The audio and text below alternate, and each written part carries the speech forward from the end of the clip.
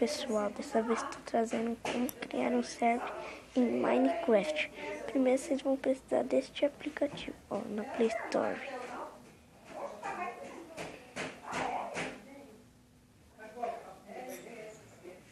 O nome dele é Let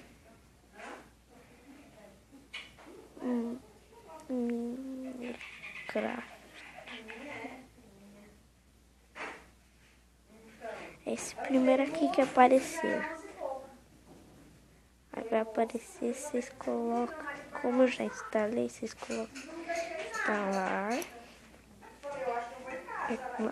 Aí quando você entrar, vai pedir sua conta.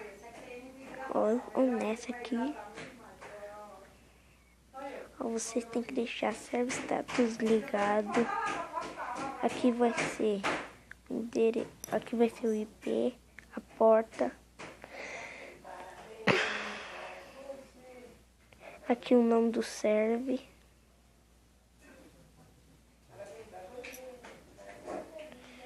Aqui o nome do admin.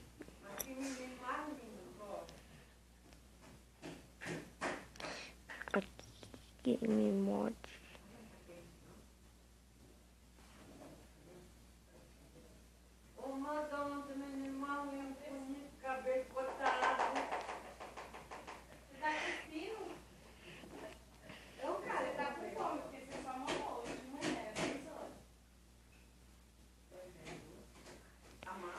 Vai.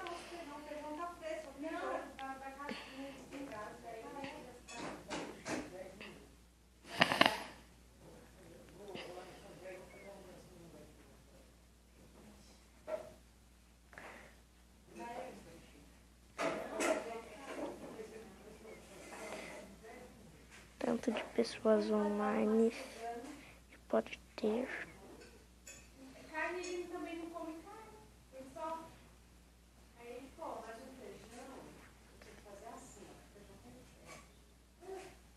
Para baixar mapas ali.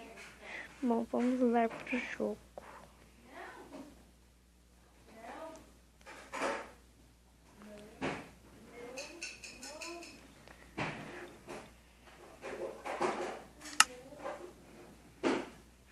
Aqui, ó.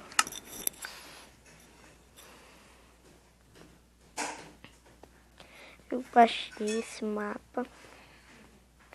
Aqui, ó. No próximo vídeo eu vou estar ensinando a criar Warp. Placa de teleporte.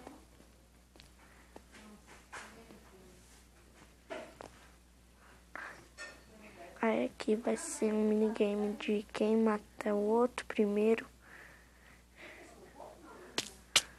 Pessoal, vou deixar meu server na descrição do vídeo. E também o nome do aplicativo. Bom, pessoal, esse foi o vídeo de hoje. Até.